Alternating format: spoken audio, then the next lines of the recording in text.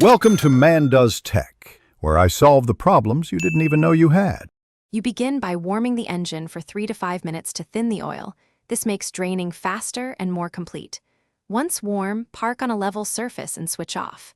Make sure you have 9-to-1, 0L10W30 engine oil and the small 80 to 90 gear oil bottle ready, along with a wrench and a drain pan.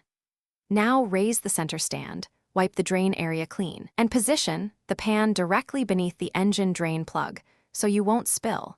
You loosen the drain plug and let the oil flow freely until the stream thins. This usually takes 3 to 5 minutes. Once started, open the oil filler cap to allow air in and speed draining. This matters because trapped air slows the process. While oil drains, check the magnet on the plug and the sump for metal shavings. Metal indicates wear. When finished, clean the plug, fit a new crush washer, and tighten the plug snugly. Hand tight plus about 1/4 turn to avoid stripping.